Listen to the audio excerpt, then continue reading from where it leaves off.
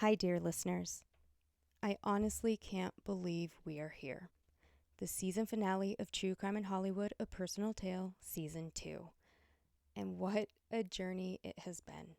Thank you for sticking with me these past 9 months and for letting me share the stories of some of the most incredible people I have ever met. It means the world, and just so you know, this is only just the beginning. I'll be taking a little summer break to shift my focus to a new chapter I'm really excited about. I was accepted into a cohort with the Association of Mental Health Coordinators, and I am actively pursuing a career shift that feels so needed in this industry right now. I'm currently in the pre-certification process to become a mental health coordinator. Honestly, a dream come true. And in order to give it my all, I need to take a beat. If I'm honest, my mental health could use a little recharge too. But of course, you know me, I'm not really taking a full day off when it comes to trauma. So with that, I'll be back this fall and cannot wait for the next incredible wave of folks to join our True Crime in Hollywood family. And on a quick content note, while we do discuss Lauren McCluskey's case in this episode, we are mindful to keep the conversation centered on Lauren's legacy, advocacy, and the impact of her story. And last but not least, just a heads up, my audio isn't the best in this episode since I've been in the process of moving and don't have access to my usual setup. So my mic wasn't actually on, but you can hear Nicole loud and clear, and honestly, that's what matters most. Thank you so much for your continued love, encouragement, and support for this little community we have built together. Wishing you all a restful, joyful, healing, and restorative summer. Love you all, and thank you for listening. Nicole Noren is a filmmaker, producer, and award-winning journalist, recognized for her critically acclaimed documentary, Listen, the ESPN film that tells the story of Lauren McCluskey's life, advocacy, and tragic case. In 2018, Lauren, a University of Utah student and track athlete, was unalived by a man she had previously dated. Despite repeatedly reporting her fears to campus police, her warnings were ignored, leading to her devastating death. In Listen, Nicole explores Lauren's legacy, the emotional responsibility of telling such a personal story, and the importance of honoring Lauren's life while examining the failures of the system meant to protect her. Nicole, who spent years at ESPN producing more than 50 investigative reports and short documentaries, has earned 6 Emmy Awards, 2 Edward R. Murrow Awards, and a Peabody for her work covering education, health, and social issues.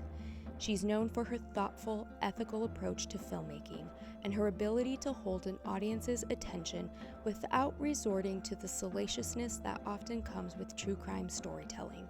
Nicole recently left ESPN to pursue independent filmmaking, focusing on socially conscious projects that amplify underrepresented voices and drive real-world change.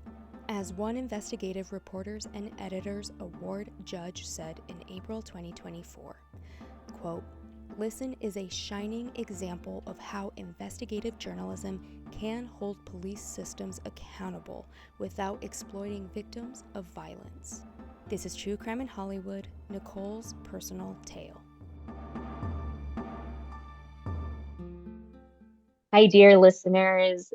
Today is an extremely special episode because one, it's the season finale of season 2. But when I was trying to figure out who am I going to have on for the finale, because I started out strong with the Department of Justice at the beginning, and then I was like, oh, I've got to talk to Nicole. And I think I want to put Nicole at the end because Nicole was introduced to me by Jill McCluskey. And I think we were first introduced, I was trying to think back to this morning, and I think it was 2020 when we had that first phone call. Jill and I had been communicating, talking a lot about like ethical true crime and coverage of Lauren's story, and I had an interest in that back when, and then she shared there's a filmmaker who I've been communicating with and working with. She was with ESPN, and why don't you talk to her? Like, Mhm. see what comes up. So we have this phone call, and we've stayed in touch ever since. But a lot has happened in Yes. 5 years, not just with your career, but with Lauren's case. Listen came out. So first and foremost, I just want to say welcome, Nicole, to the podcast. Thank you so much. It's great to be here. Yay! I'm so glad you agreed to do this because I'm excited to jump right into it. So, first and foremost, can you talk to me about like early childhood? What was life like? What did you envision for yourself as a kid? Like, what did you want to be when you grew up? Oh gosh, I definitely didn't think about being a journalist. I think I was focused more on being like a civil rights attorney or some kind of rabble rouser that would probably just speak up for others and cause trouble. That's all I cared about doing. At least get paid to do that because I did it already, Yeah. just my natural personality. Yeah. Love it. Love it. So but like, how did that like progress into where you went? So like, so you wanted to be an attorney. So you Mhm. already had like an interest of like serving people in a Yeah. way. Yeah. So how did that come to be? Wanting to be an attorney or the path to journalism? I don't know what Both. I guess I just liked speaking up for people and maybe people that didn't have a voice. I Yeah. somehow felt the need to always speak out for like the fairness of things. I just would have a little Mm, justice like vein in my, I don't know where it came from. yeah. I Yeah. I definitely had a lot of I had a lot of independence when I was a kid. I had a little bit of a chaotic childhood and all over the place, but I was actually an athlete as well. So I was on a team. Yeah. I would be, I think that instilled a lot of leadership and being bold. But yeah, I think a lot of teachers too. I had a lot of great teachers that encouraged me. Some of them hated that I asked a zillion questions and always questioned their authority, but others encouraged that, thankfully. Oh, I love it. Mm. That's great. So then how did you get your start into the industry and then that set way into investigative journalism? Well, I started as an intern at ESPN, a very low level, like entry, I think $8 an hour without Wow. benefits. Oh And my gosh. yeah, I'd had a zillion other jobs before that, putting myself through college. But I ended up, this was the first job I got after graduating from the University of Hawaii. And I had worked in sports. So I had worked for the football teams at Colorado and Hawaii. I had a history also of growing up in a family of sports gamblers. So I had a lot of interesting Mm, perspective in the sports world from that as well. And I just yeah. intimately understood sports and everything, usually about everything except like rugby. I'm horrible at rugby. I still don't understand that, but every other Yeah. every every other sport. No, but I became an intern and realized that I had a passion for telling stories. But I realized I was wanting to tell stories that were kind of different than a lot that my peers at ESPN. And what happened was I was able to find a niche there, doing a lot of social issue type of stories and things I cared Mm, about. Like right away, I wanted to work on mental health stuff. I wanted to work on gender-based violence, any kinds of stories just about gender stories in general. There was a lot of opportunity for women's stories to be told better there.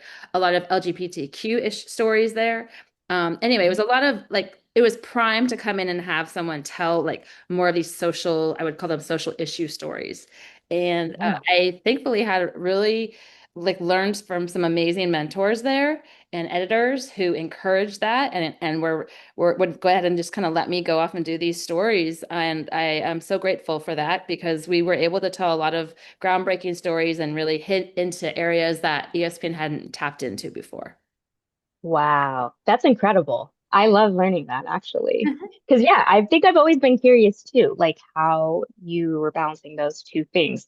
So what was your first project then that you directed? Oh gosh. I started working on, I was more of a producer at first, I would say. I was actually producing live television. I was, Oh yeah. man. So our show Outside the Lines, which many people Yeah. remember is like the 60 minutes of ESPN, I would say, back in the day. It used to be Yeah. that. It sadly became into more like not as strong journalistically at towards the end. And but now it's right back then it was a traditional news magazine show where we would focus on one topic usually every half hour. And I started actually, let's think, I was the teleprompter for that show to begin with. And Wow. then I soon was soon tapped to be the line producer of a new nightly version of the show. And that was really fascinating to jump into that and learn how to do a nightly news magazine. It was very long hours, a lot of Yeah, hard I work. bet. Yeah, Yeah. it was great though. I learned how to tell stories in many different ways and for different platforms that way. Because when you're a live television producer, you're not only thinking about the content that is being played as like the feature and the in-depth story, but you're thinking of how to sell it and how to reach an Yeah. audience, how to show an audience a little bit to like get their interest. And we had the Mhm. ratings to look at too to see how you do. Like you can see the back then it's like we had ratings to show like throughout the whole half hour. It was really interesting. I was fascinated by Wow. like what audiences were interested in. I didn't like Yeah. dictate like exactly what I would cover, but I could tell like, okay, if we teased and like let people know about a certain topic in this way, it really captured people and it held them. So anyway, it was a wonderful way to learn how to tell a story and how to really be aware of what the audience is looking for. And that was done and through live television. So then when I transitioned into doing more longer features and more documentary style work, which is what I ultimately ended up becoming more of cinematic investigative director there at ESPN. It felt like yeah, it was a natural progression to get to that point and then to learn all of the different, being in the, it was my passion then to be in the field and interview people and tell the full story and really be able to dive in and do a lot of original reporting. So that became a passion. Oh, I'm learning that. That's amazing. Well, Mhm. congratulations. That's incredible that you started as an intern Yes. to then all the way get to that point. So that's remarkable. It's a pretty cutthroat place, to be honest. There weren't that many women. I think when I was a line producer for Outside the Lines, there was maybe one other woman in the entire company producing live TV, live shows there. There was only, yeah, myself and one other studio shows. So it was a boys' club, and it still is a little bit of a boys' club, I would say. Although Yeah. they've done a lot better with diversity, but it's still very much, I think ESPN would say it's a locker room mentality, somewhat still to this day, even. I would probably say, yeah, I believe that. That's not too far-fetched. But yeah, so that makes sense because I also was going to ask you like the dynamics of that. I would imagine that there wouldn't be that many female positions, especially in that regard when it came to probably like more storytelling. So Mhm. that seems like then it was this progression. So I would love to transition a little bit into Lauren, Mhm. and I would love to know, when did you first learn about her, and what was that moment like when you realized I want to tell this story? Well, I first learned about it right after it happened because this was a topic that I had been covering often, and I think a few different people sent me like an article right away right after she had been murdered. And it piqued my interest, of course, because I care about that topic, but I also just was taken by some of the stuff surrounding the coverage right away. And Mhm. I kept my eye on it. And myself and a fellow colleague and wonderful producer and mentor of mine, Willie Weinbaum, also kept an eye on it. And we both were really interested in seeing how it progressed. And then a few months later, when the press conference happened with then president of the University of Utah, Ruth Watkins, and she announced the findings of their internal investigation into what had happened to Lauren. That is when I absolutely perked up.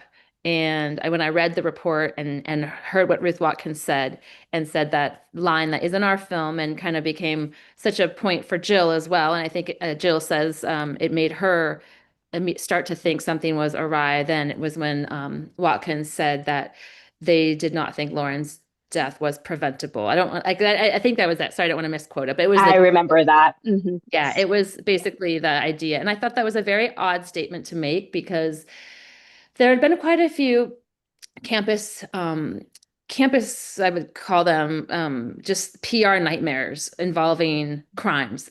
There was the Sandusky case at Penn State. There was the Larry Nassar case at Michigan State. And these universities, I thought they were beginning to learn that when there was be a big scandal, it can hugely affect their brand and their enrollment. And a lot of them would take a tactic of immediately wanting to take responsibility, take ownership, and kind of like don't run away from it. And they had decided that the tactic to do that would be better and smarter. And there were some examples that had happened right before Lauren's case. I believe, yeah, there was an athlete that had passed in Maryland that happened, and they immediately took responsibility. But when Watkins came out and said that, and then when I read, coupled with the actual report, and I saw information in there that was a lie, that they're Mhm. her counselor and the lawyers for the university were not allowing her records to be shared for the investigation, and they claimed that the privilege of her communications with her counselor extended post-mortem, meaning, they were still protected even though she was now dead. That wasn't true at the time. And I thought, what in the world? Why would they have this untruth in this report? And I also was, and the people who did the investigation noted that they thought it was I think they said it was very weird or rare, the wording that it happened. They weren't used to that either. And they thought it was odd that the school's lawyers had kind of swooped in and tried to control those records, Lauren's counseling records. So those two things made me immediately say, something's going on. I want to follow up and I want to learn more about this. And I reached out to Jill right after I read, like, those things happened. Wow. And what was that like when you first reached out to her? Well, it was an initial, like, just I wanted to let her know that I had done quite a few stories on this, including a really sad tale involving a story at the University of Missouri with a swimmer who had died. That it was, so we learned, like, I let her know that we've done a lot of stories in this space involving violence on campus, also issues involving gender-based violence or domestic violence, you'd call it too. And just trying to, we had a lot of experience trying to get to the bottom of cases involving universities that didn't want the truth to come out. And I just let her know that I would like to learn more about her case, and that we were interested in talking more and exploring more, and that we weren't coming in. I know they had a lot of national media attention at the time. I wasn't interested, or we weren't interested in coming in and doing like a breaking news situation, trying to scoop other people. We really wanted to look at it over a long-term commitment. And we had some communications then with Matt and Jill, and we did conducted our first interview, I believe in February. So only, let's see, 4.5 months after Lauren died, we had our first interview with them. Wow. Yeah, it was And very, very difficult for them at the time. And then you see the course over the film. We spent 4 years investigating. We conducted, let's see, I think we did 3 total interviews with them. But over the course of that we did, we're committed to doing the project in a way that was more of a bird's eye approach, looking at how the story was being covered, how the different institutions were responding. And then, inadvertently, we became a little bit more in the middle of the story, because some of our records requests prompted a police, like a school investigation into the records mhm. that happened, because Courtney Tanner with the Salt Lake Tribune was doing some incredible work. I would say, like, yeah, it was interesting that I realized too, I didn't want to compete with any local reporters there at all. They were doing Yeah. tremendous work. And Yeah. I think right away I said, these are our allies. And this is what you have to do in journalism now, is you have to get together and team up to help each other. I knew we had the Yeah. resources and the time and the commitment from my Mhm. bosses to really cover this. So we went to Courtney and said, we're working on this long-term project, and we're not trying to compete with you. We're not going to come in, and we might have, I even at some time we had information, we could have scooped her. We could have scooped other reporters. Yeah. We weren't interested in doing that. We wanted to really show um, what would happen, what happened in this case over a long period of Yeah. time. So it was really interesting. Then Courtney was in the film and was a pivotal interview for the film, and along with other, uh, yeah, Todd Reed was there. He was the news reporter, or I'm sorry, news director for the ABC station at the time. So yeah, there was Mhm. it was nice to be able to do that.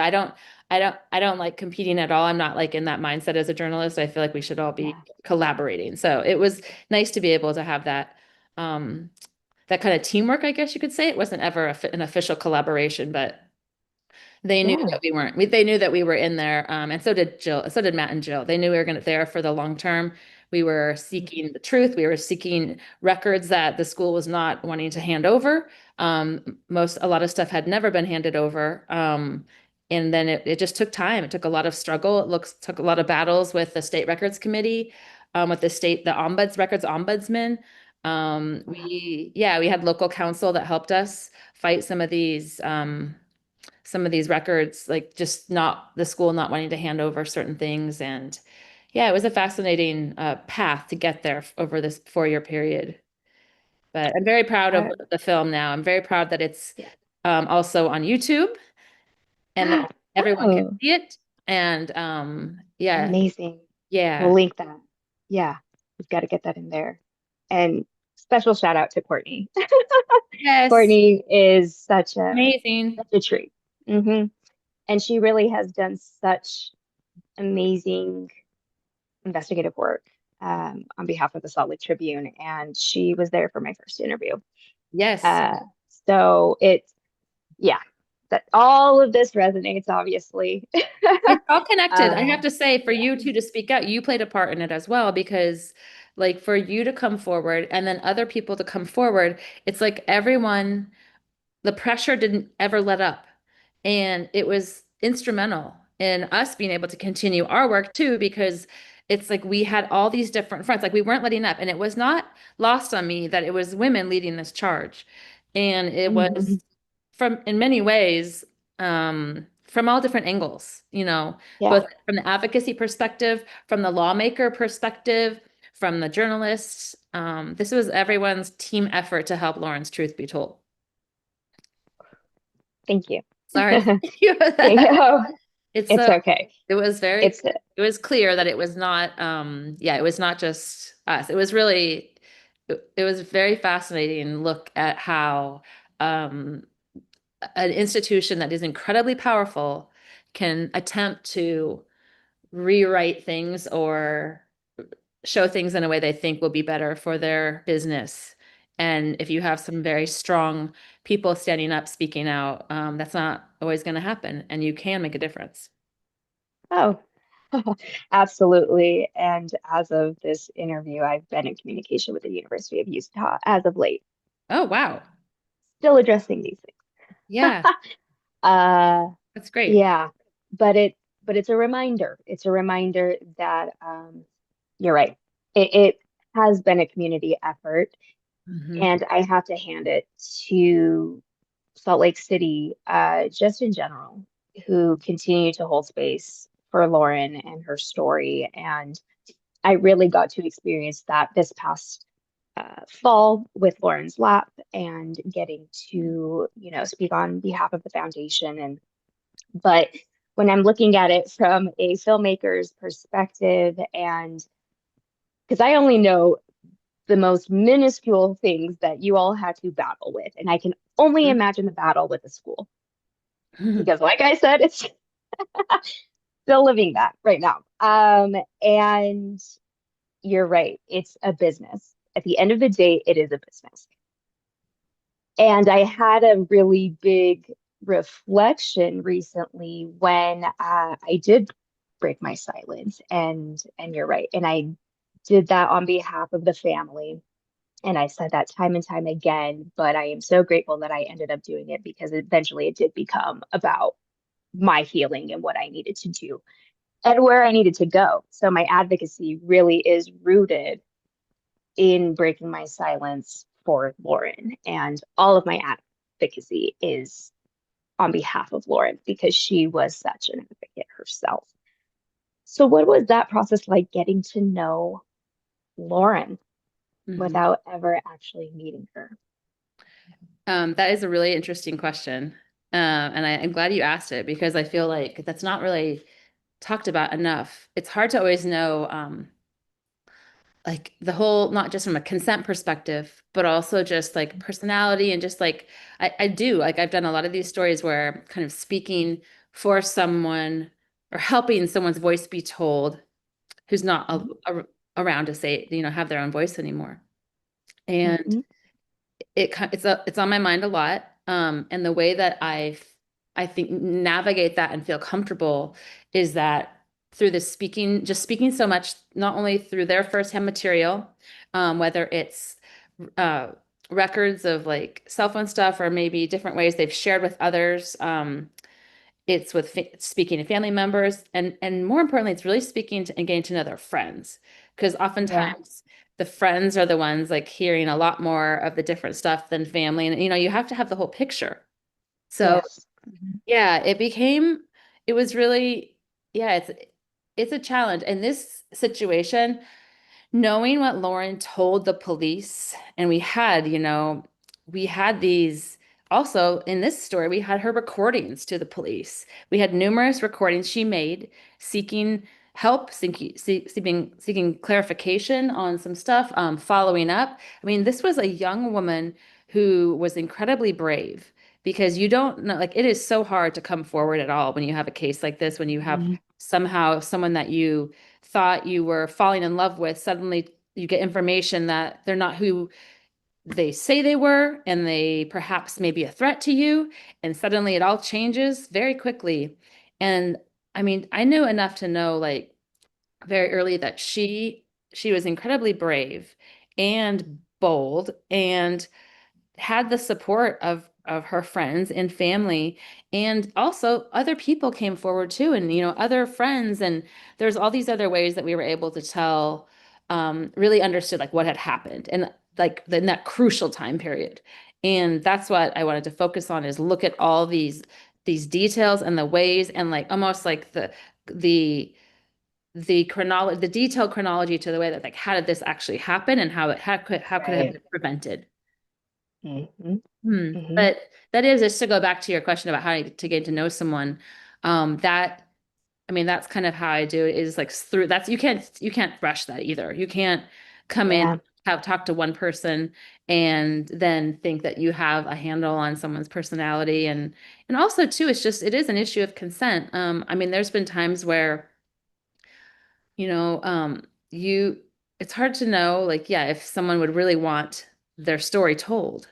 And Right. in order to feel comfortable doing that, I really have to spend a lot of time and get to know people in their lives, and hopefully have some firsthand account, like knowing like how they responded and what they did. And oftentimes it's factual too. We never really, Yeah. we never really jump to any like, there's not everything we did was pretty much factual. Like, she did this, she said this. There's things she Right. wrote in her calendar. There's all these things that are very like not necessarily like we never went into a period of saying how we thought she felt or her Yeah. emotions. You could never guess how people are feeling. You could never really know what's in someone's head. And that's not fair. So that's why another reason why I really don't believe in doing reenactments at all in these kinds of Yes. stories, is that Hmm. I just feel like you can never convey accurately like the tone and emotion in situations, especially any kind of situation of violence. And to do so is dangerous, and it can be harmful to people. And I don't think for entertainment purposes, to make like visual appealing situations in a film or piece of journalism, it's you should be using that and doing those kinds of methods in any kind of work. But that's just my personal opinion after doing a lot of stories on trauma. Your Yes. your face, yeah. Across the board. Yes, yes, yes, yes, yes. I absolutely loathe recreations for this particular reason. Mhm. And you're right, it is traumatizing, and it is traumatizing for the family, community, friends, loved ones. It's not necessary. And I want to talk about Listen for a minute, because Listen is one of the few documentaries that I can sit there and say, no notes, Mhm. because you did it in a way that was true to the facts, the timeline. Like you said, it had to be very precise. You have to know that in and out of it when you're editing too. But equally honoring Lauren and Matt and Jill, it just took me, I think, like a week or two to watch it after it came out. And it really was like mentally preparing myself, because I knew that the level of trust, care from your end, the trust from Jill's end, the care on your end. I knew it was going to impact me in some capacity. Mm-hmm. So I knew that I probably was going to get emotional. It was also like a month and a half postpartum. So a lot was going through my body. But at the end of it, I just remember feeling like my whole body relaxed because I thought people are going to actually know Lauren's story Mm-hmm. the way they need to know Lauren's story. So Oh, just you. kudos to you for that.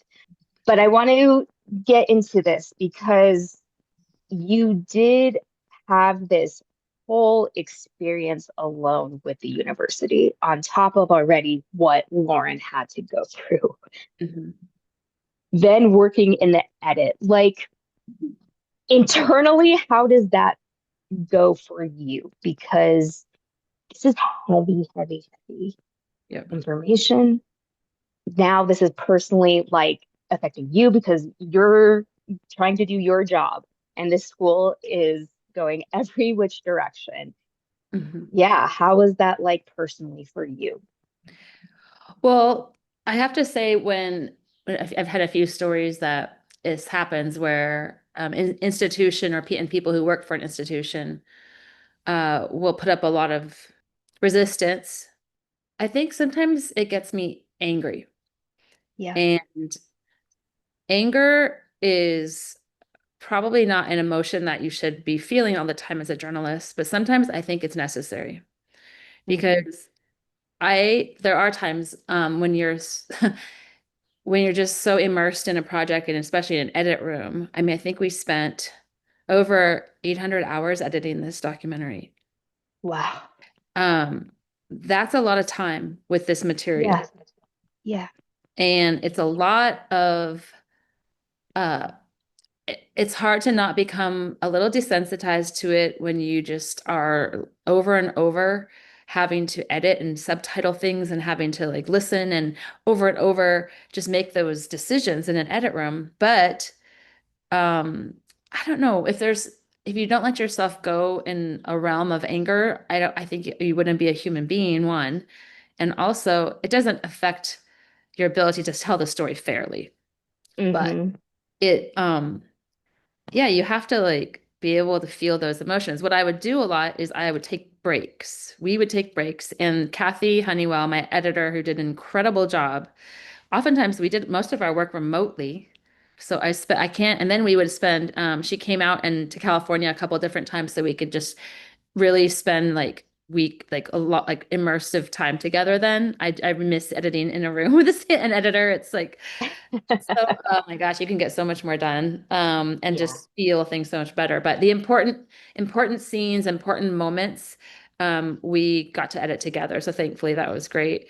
But she held a lot of it for me too. Like there were times like when I would honestly be a little bit scattered and not have fully ideas of like what I wanted to do in an edit session for like that day or that week. And she would Right. carry the load and be able to, but then it's like that's why you have these partnerships that help out. And I mean, Willie Weinbaum and TJ Quinn, my producing, and TJ was the co-reporter on it with me. They were just so incredibly supportive as well. And we just thankfully it was a team and there were some breaks. So like I think how you have to do it a lot when you're editing a heavy film like this or show is you can't do it all in one shot. You really need to step Yeah. process, um, let your brain get away from it for a while and try to like have a clear head. I think that's it's the case through like a lot of my stories. I oftentimes would take a big break after finishing, after edit, because Yeah. to just separate from it. And I don't know, it's almost you know this because you work in this space and you yourself have dealt with trauma and all that. I mean, when you're holding space for these kinds of stories, it's very much almost like the role, a little bit of a therapist or Uh-huh. a trauma counselor. And Yeah. and it's not, and I don't mean it from a perspective of supporting someone and being a that it is, but it's holding space in a way that you're listening to someone's story. You're taking all the details in, you're trying to figure out what happened, and it's impossible to not have that touch you. Yeah. And Yeah, and it's like a responsibility as well. It's a huge responsibility because sometimes people's stories, they haven't been believed before sometimes, or they haven't been heard. And to give them that space and that grace is, and I say in a non-religious way, but for some people, it's you're giving them um processing. And Yeah. it's it's really a dynamic that I feel, it's like after years and years, I would say now in my 20 plus years of telling heavy stories like this, you get to the point like where it's you just have to figure out a way to how to separate it for your own health, for your own mental health. And Yeah. it's yeah, there's some tactics that I have, like just practical ones, but just to have supportive team and supportive editors is huge too, or producers above you that are helping. So Yeah. And yep, you're absolutely right. It is a lot and you do have to process and you have to disconnect when you can. And that is something that I've just recently identified. Mhm. uh, because with my Bundy project, this is why it's taken me such a long time, because like you, I had to get to know this person because I Mhm. had to understand everyone's experiences and honor them. And the only way that I can do that is get to know him the way they knew him, Mhm. which was at times loving, caring, like Mhm. so on a completely different level of you being able to immerse yourself into Lauren. Mhm. I've had the opposite, Yeah. where I'm immersing myself into the most evil of evil, and yeah, and you have to step away. I mean, I think even with my previous co-creator, who was also my editor and cinematographer, he did X, Y, and Z. I mean, we had a conversation last year where he's like, I don't know if I can keep doing it Mhm. because of how traumatizing it was for me. And I'm still processing a lot of that because, yeah, when you are watching this material, you're meeting these people, you're going to these places that hold so much significance in the story. And I say story as like the storyline for your film, but it's reality. Mhm. It's when you're actually there and you're in the field and filming. So I Mhm. would love to talk about There was a some whole of, nother layer too. Sorry to interrupt. There was a whole nother yeah, layer that I had to deal with that was like an extra. I mean, I had never ever been on camera before, and I had to do it because yeah, that's right. out of necessity, because my reporter got got sick. We were dealing everyone, this is in the middle height of COVID when we were filming this. We were not Yes. traveling. And we kind of pivoted, and I had the idea to be more of like let's, immerse and have the storyteller be involved. And TJ actually Mm, said, you have to be involved. You have to be on camera too. Like you need to carry this, help carry this story. And yeah. because I was, in the early on, like, kind of the like one of the main, the lead reporter more, but then he stepped up because it's like we're always juggling different projects and different Right. subjects. No, but he insisted, and then I was kind of like, what? No, no, no, I don't want to deal with this. And as a director and a producer, it's like now suddenly to throw that in, and it was like very last minute a lot of the times. I'm like wearing the hats of director, producer, and then suddenly having to be in the chair and think about Yeah. like, my stupid hair and my and and I'm just like, oh gosh, like this is why I'm a producer. Like this is Yeah. we don't like, although those of us who never aspire to be on camera, there's a reason why. And Hmm. so there was a whole nother layer where I was just like, oh gosh, but it was I don't know, it was good. It was a challenge, but and I do think it was important for a woman to tell Lauren's story as well. And I think it worked out Hmm. really well to have us both do it. But yeah, anyway, that was another whole layer of, I think most only like producers and directors would understand this sudden thing to be like, oh, now you're suddenly doing this too. Uh-huh. Yep, I've had that reality too. Where, yeah, I wasn't anticipating ever being on camera or doing anything like that, but that has since changed.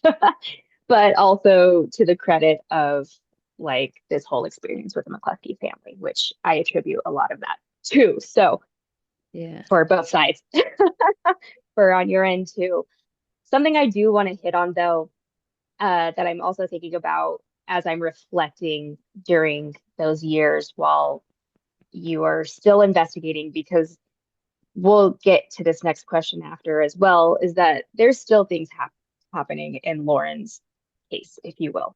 But before getting into that, I don't think anybody has really talked about this bigger picture in terms of the University of Utah students and the rapid amount of students that were dying.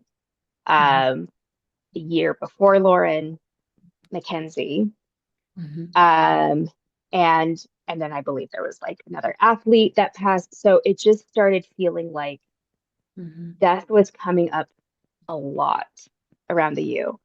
But I want to talk about Mackenzie for a minute, because this was another student who was unalived. I don't have all the details in the stories because I don't want to misrepresent Mackenzie and what her story was, because there was so much going on in terms of like social media and people looking at her Instagram. But because Mackenzie and Lauren's death were within the same, I want to say year, because I want to say Mackenzie was like June-ish, maybe 2019, and Lauren was October. So I know there was a point where people were mixing up Lauren and Mackenzie and actively also like attacking Jill on social media. Jill also gets attacked on social media regardless, which I've observed. When we're also looking at how these families and their loved ones are treated, one in the media, but also on social media. Like, what has that been like for you to observe, especially because, you do have this wonderful relationship with Jill, but knowing that somebody could go to the lengths of already a grieving mother. It's not, I mean, it's disappointing to me, like, to watch how people are treated in general, especially if it's from other people in the media or production realm. I know Jill's even told me she's had other people, like I think recently, someone wanting to come and do a documentary on Lauren at a major streamer. I wanted to come and do one, even though, and she said they're very aggressive with her. And yeah, it's not, even now, I mean, this is years later. It's like, what? I think she said, we're not, interested, but it's there.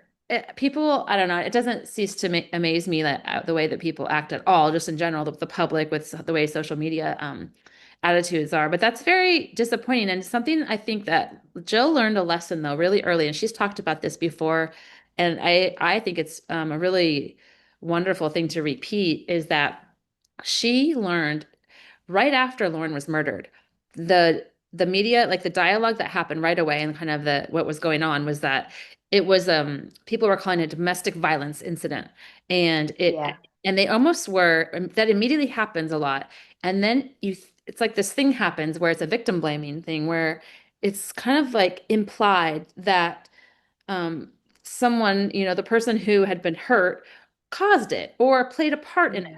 And there was an equal kind of thing happening.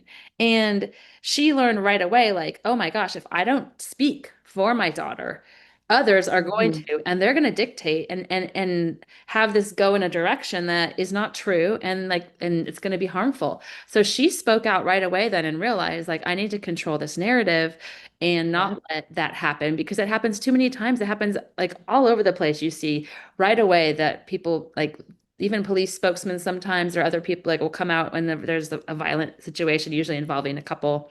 And I don't know, it goes in that direction. That's very disappointing. And with Mackenzie too, it was like, I don't know, I just saw firsthand that, watching the way that the public and seeing what's happening with that case right after Lauren, I thought this is like, we're dealing with a very, like, very misogynistic area. And it's like, you can tell that women are just really treated as the causes, of violence there. And it became, through the course of our reporting, we saw it more and more, because I mean, we really dug into the corrections department there, and we were looking at all the ways that a lot of the times, like including Melvin Rowland, who was a sex offender that had been given multiple chances over and over. Yes. And it was like, why do they keep giving chances to people that are saying they're going to do something again? And Hmm. I mean, I like went so deep in all this to look at, I mean, like we really tried to look at a lot of stuff that like cases that had been decided there. And I just kept thinking there is an element of like they want men to have these chances to redeem themselves. It's like Hmm. this attitude of redemption. And Hmm. somehow that seemed to be more important than the attitude of protecting the women in that state. And it, we heard about that. It wasn't just we saw that, like we heard this over and over from different people, including law enforcement, who have a hard Hmm. time there, female law enforcement who have a hard time in the state as well. So I don't want to speak in generalities too much because I don't think that's right. But I mean, these are things that we heard from Yeah. people in the course of the reporting. So yeah, it's very disappointing. Oh, yeah. You have to, Yeah. sadly kind of get ahead of it and speak out, but then you put yourself up, the risk of being attacked, which Yep. is it's tough. It's tough like weighing that, like where Hmm. Absolutely. No, mhm, thank you for that. mhm, So, since we brought up Melvin and exactly what you just said, so an article came out in the Daily Mail a few months ago. mhm. Can you talk about what happened with General Dynamics? This was in our film, and then believe it or not, I was shocked that no other people, journal like media entities, had really picked up on this because it That was was the one thing that shocked me because I did not realize that or any. Yeah, yeah, that was we were able to obtain so he had a job at a division of it's a call center for General Dynamics there and in Salt Lake at the time. They sold it right after it was in the process of a sale when this all happened in 2018. But he worked there and he had worked there before a couple different times, including before he had gone back to prison for a violation of parole. So they knew his history. Um, he went there though. I'm trying to think of the timeline. It was about 6 days before. It's all in the film laid out in details of the timeline. But yes, he told, and we had these recordings because the police interviewed three coworkers of his, including his supervisor, a former supervisor who then was more of a friend and coworker, and then a coworker. And he told his coworkers and his supervisor there what he had done as far as stalking and trying to sextort Lauren and get money from her by threatening to expose photos that were inappropriate. And one of the coworkers even helped provide his Venmo. And he admitted that he was involved. And I mean, basically, to the police, right after Lauren had been murdered, admitted that he had, I mean, we didn't understand, like, we're like, how could he not have been pursued in that crime? And Mhm. also, why didn't the supervisor do anything about it? So we really tried to get to the bottom of it. We fought really hard to get the names of the three employees, the Mhm. school. Uh, that's one of the cases that we went and took to the state records committee. The school fought very Mhm. hard to protect the names of those employees. I have no idea why. Wow. I think there was an overall just fight to protect the privacy of all of the people interviewed in the police investigation, which still Mhm. was not really like that's what we were arguing, that there shouldn't be a protection of their names. Like they were willingly being Mhm. interviewed. They knew they were being recorded. They knew this was to be a public record. So anyway, there was the whole thing with General Dynamics, and then Jill is still really very upset about it. She was quoted in that article that came out in the Daily Mail a few months ago as well. And there's just, yeah, not enough has been, I think, done to look into the school refused to answer questions as to why they weren't investigated by the police. And especially it was the employee that helped him. That's where there could have been criminal implications in that. But more so the supervisor, like that was just a crucial, as you see in the film, it was just such a gigantic opportunity that was missed to stop him. Like he admitted a crime, and Yeah. it had his, probation officer been made aware of this, he would have never Mhm. been out. and on the street and capable of stalking Lauren that last day of her life and murdering her. And Yeah. yeah, it's very, I think there still needs to be more that to get to the bottom of it and find out exactly what happened. We really tried. It was hard to, that they wouldn't comment once the company knew that we had the company at first, once they knew we had the recordings, they wouldn't talk to us anymore at all and refused to wouldn't answer, make any comments about it. So it's been hard to figure Yeah. out exactly what happened. I mean, I'm hoping that this like I think a lot of people maybe right away jump to the conclusion that the supervisor didn't at General Dynamics, the supervisor of Roland, um, who was interviewed by the police. I think a lot of people, it's a woman, but I think I've heard and I've read all over, and people have said like, why didn't this supervisor do more? And I always felt like, well, we don't know that she didn't. For all we know, Yeah. she went forward and said something to management, HR, or, who knows, and tried to do something. Hmm. And then people above decided not to do anything. All we do know, the facts are that company was about to be sold for a lot of money. The sale was in the final stages of being approved by the government. And then just about, I think, 3 weeks or so after Lauren's murder is when the sale went through. And Wow. it's very weird timing as far as, there was just a lot at stake. We do know right away too that employees, the company hired a criminal defense attorney for them in Salt Lake City, and that attorney was involved within 24 hours of the murder. Like they were lawyering up their employees right away. And Wow. I mean, there was a lot there that really still needs to be dug into by like hopefully people it's hard. It's like we tried it was a whole like reporting thread that we tried really hard to get at, and what we reported was already like had never been reported and on these interviews. So it was like we did what we could, but I always wish that's one thing that I wish that I could had more time to kind of go back and do reporting more on that story. But hopefully, thankfully, Yeah. other people can continue. I know that it was nice the Daily Mail actually covered that and did that and gave us a lot. It was good that they gave credit to. Sometimes the media entities don't use, Yeah. but it was really nice how they did. Yeah. Oh my gosh. Just, yeah. The whole situation on so many different levels. I mean, yeah, it breaks my heart because Yep. I see it, I know it.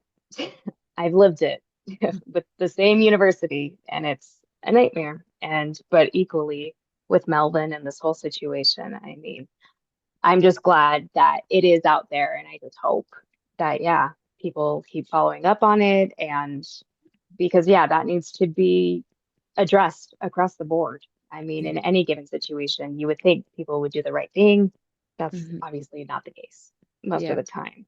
So, one of the last things that I want to talk about before we get to this fun little section where we get to know you a little bit more, I would love to talk about how the McCluskeys, Matt and Jill, but especially Jill, who has taken adversity and has just transcended into a movement, I Mhm. feel, with Lauren's Promise.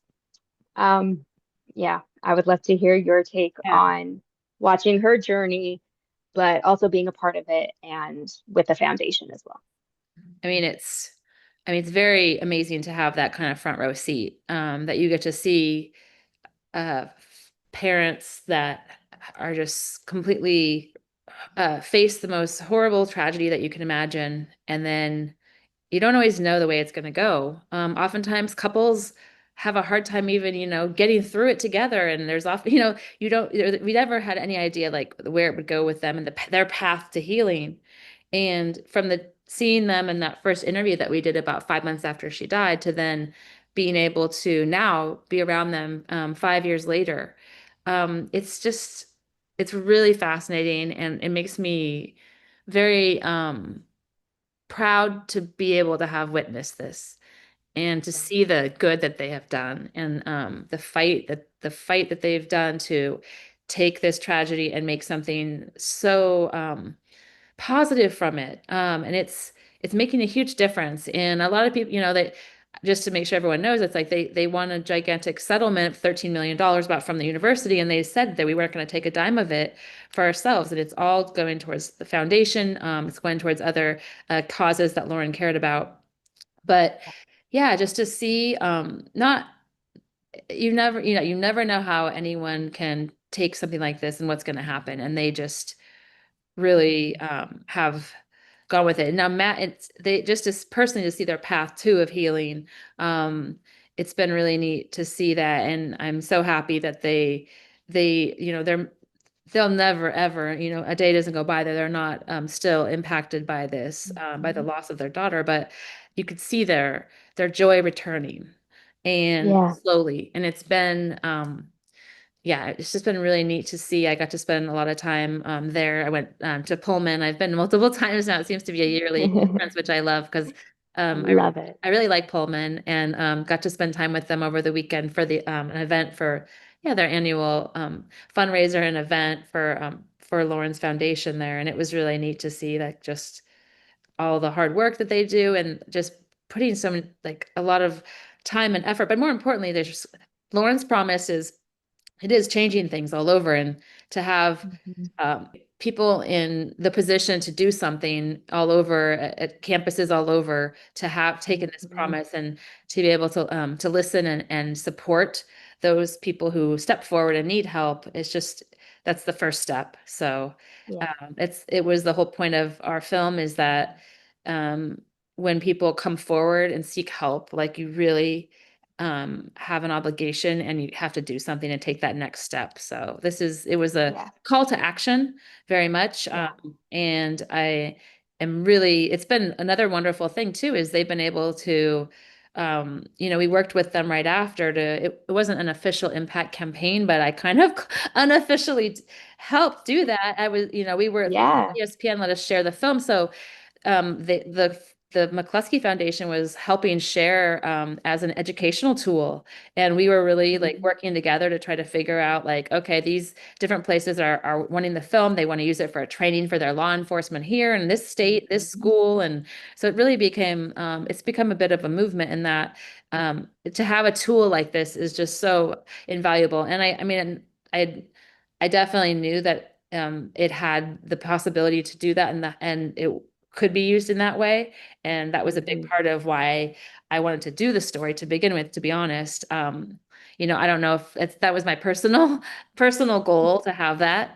It's nice. Yeah. It's nice that it aligned with my editors, and they were super supportive and understood the value in that, and were really supportive when we said, we want to move it to YouTube so everyone can see it and use it. And now over 6 million people have seen the film on YouTube, and it's Oh my gosh. uh, yeah, it's made, Wow. yeah, it's really, it's very much a huge source of pride, and probably will be the proudest thing, I'm guessing, in my career, that I get to Mhm. hopefully create true change, and Mhm. help prevent possibly situations like these from happening.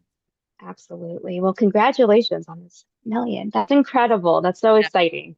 it's And you're right. It's such a great tool, and that's what it needs to be treated as. So I just love that education portion is a part of it. But yes, absolutely. I echo everything that you just said. It's been such a remarkable thing to see because my first, yeah, conversation with Jill was shy of a year mhm. of Lauren's murder, and I'll never forget it. I'll never forget that initial conversation and just hearing a mom, Mhm. really hearing her, and it's so inspiring.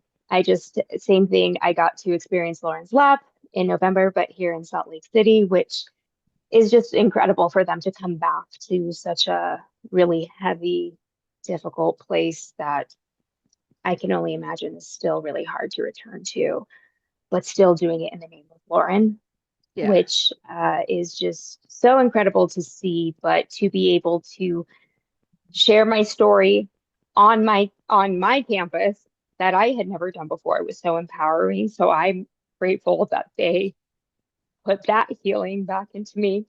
But being able to address Jill like directly was really, really powerful. And to see all of the students that were there, um, like I said, just Salt Lake City, I just have to give so much love back um, Mhm. because they honor Lauren every year. Mhm. um, and giving her that recognition that she so rightfully deserves and she needs to be remembered. Um, I I have to give special thanks, like I said, to Courtney Tanner, Jim Mhm. Spiewak, just ABC, everyone that has, been a part of Lauren's Promise or, elevating this story or Lauren's Lap. It's really important that these conversations are still happening because at the end of the day, that's the whole reason is Yep. that intimate partner violence exists and it exists at, exorbitant rates that, definitely impact communities, impact families. So it is important, to honor that. But equally, I just want to say the McCluskeys have built such an amazing team with the foundation as well. Mhm. Um, Special shout out to Edwin and Linda and Laura.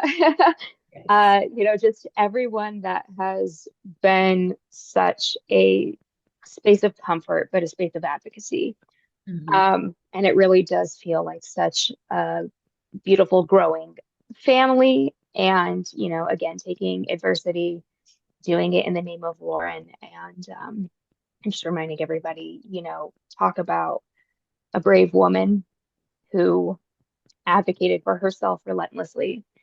And like I say every time talking about, Lauren's story, is that I was so shocked that Mhm. she really advocated for herself up until that last day. And so it's just important to hold that space. So I just wanted to make sure that, you know, Mhm. we had that little conversation.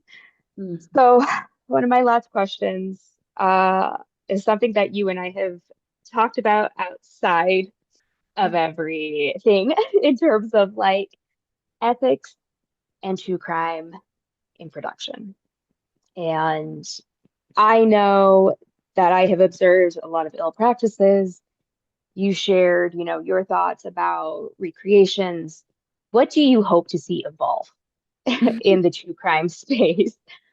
But again, you giving another wonderful, beautiful example of what true crime storytelling can be and doing so with collaboration, consent, and ethics in place. Yeah, it's so interesting being like a journalist and I didn't like just doing work. It wasn't called true crime. It was just called journalism. And now it's like this whole, it's been fascinating to watch. Mhm. And yeah, I have very strong feelings as well. And I feel like the commodification of people's trauma is so inappropriate.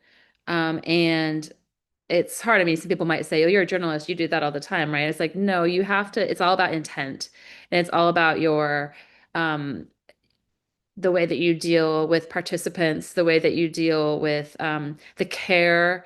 Uh, when you're talking to them before you even have production, what's going to happen after, like all the ways that like you like to not think about all that and not take that really seriously is not appropriate. And I feel like there's a lot of people in this space. I mean, I should say probably now I no longer work at ESPN. I left last year and I'm an independent filmmaker now. So Love I've been, yeah, immersed in this space it. where I'm like, and I am working on a new film about a very serious event, the 2019 conception fire where 34 people died out here in California. So it's another pretty heavy story, but it is. Yeah.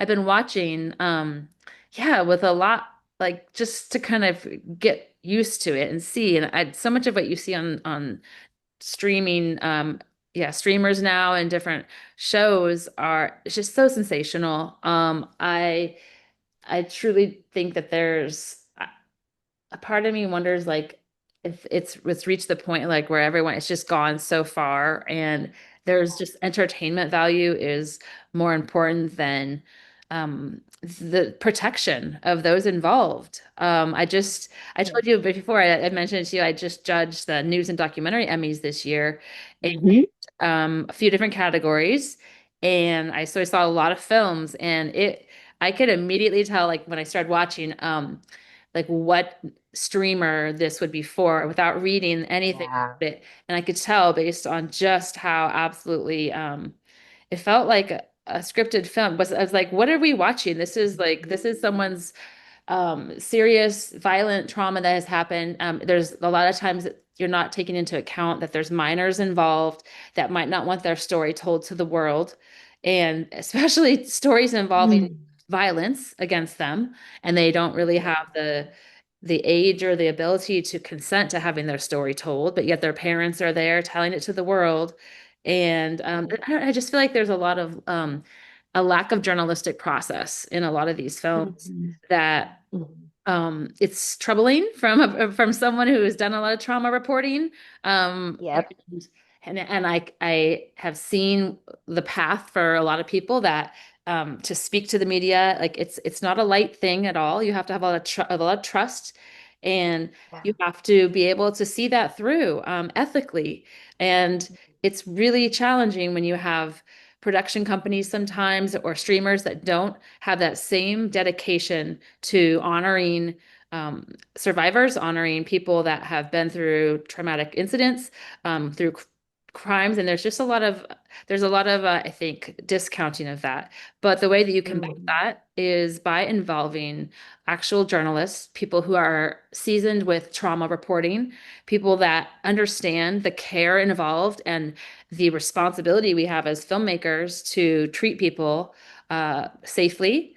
And yeah, there's just a lot. It's hard. It's hard to watch because it's a little disappointing, but I still have a lot of faith and hope that people value that and that it's important. But I would just say a journalistic process needs to be involved in a lot of these productions now, and Yeah. also a lot of the um, just not just having more trauma informed people around involved. Also at the Mhm. executive level and people making decisions, like it needs to be you need to be hold that accountable at the highest levels. If you're a commissioner buying a docuseries or buying a film, like, and if you're not understanding how the participants in those films are being treated and you don't know like the guarantees that have been given to them, like then you're not Yeah. doing your job. And it's really Yep. important that everyone at the highest level understands the deal, like what people are agreeing to, and everyone involved, like it it's really important. Like, yeah, there's Yeah. these are not just like commodities to develop and pitch to sell to the highest bidder. These are people, these are humans that are going to have serious implications with their stories are Yeah. told to a national internet or an international audience. And just Mhm. because like some production people may not be around to see that after, like they need to think about that and they need to think of how they've altered these people's lives and care. Yeah. Sorry, Amen to all of it. I went off on my little No. tirade. This is your personal tale. You get to say whatever you want to say, Oh but yeah, yes, I get upset when it's people aren't treated properly. well, and I will say this because, while there are so many examples of what not to do, I will say that I have learned in the indie film world, especially this past year at Sundance, I went to a wonderful panel Mhm. with four women of color who each had a doc at the fest and dealt with some type of traumatic Mm. event. And I asked the question, I said, I'm just curious, do you have any protocols in place? Like, how do you take care of crew, but equally, your subjects?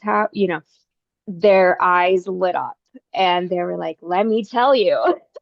They were so excited for this question. And it dawned on me, aha, it's because, yeah, in the indie world, I feel like because I'm just doing my project for me, but then intentionally putting it out there to serve as an educational piece. That is my goal at the end of the day, Mhm. is what I want to do Mhm. while honoring and telling these people's stories and keeping it true to them, not to a Bundy timeline.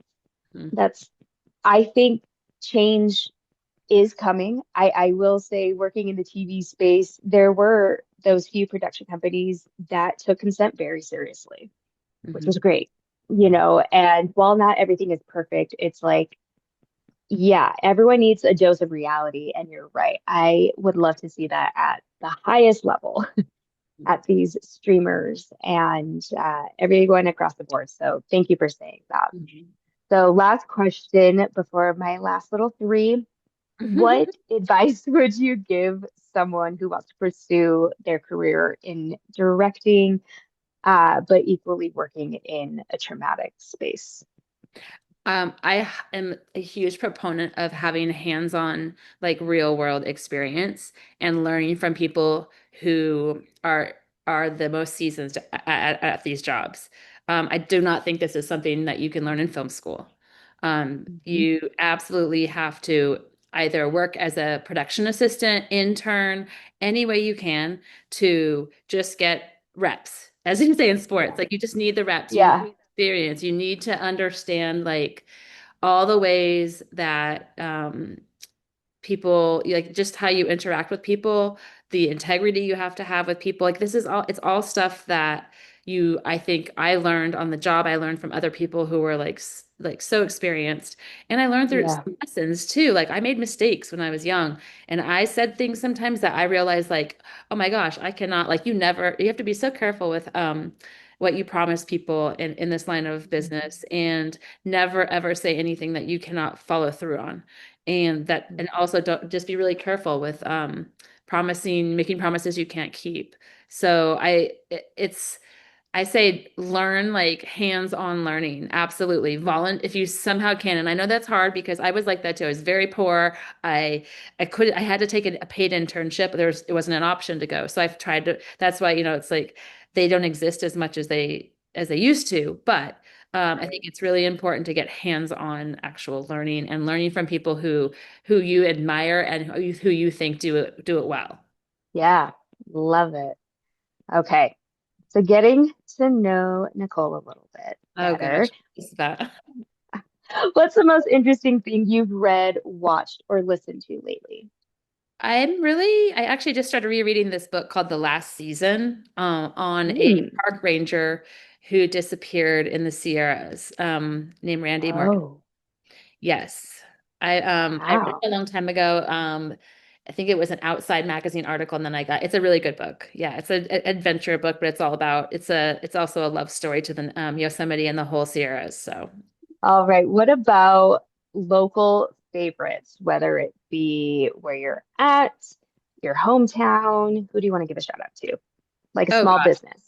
Oh, a small business. Okay, how about Girls Inc. of Santa Barbara?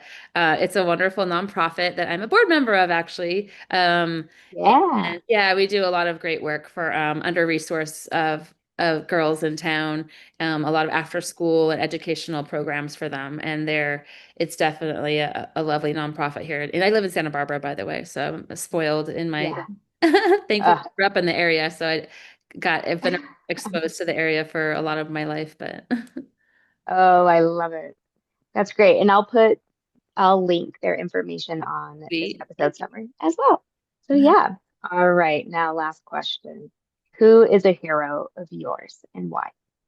I would say a former coworker of mine, and she's also one of my best friends, Paula Levine. I learned so much from her as a reporter, but she's also just an amazing friend, and she really helped me learn a lot as far as how to be a journalist and how to really be dogged in your pursuit of the truth, but also be very kind as you do that. So yeah, I would say Paula is definitely a hero.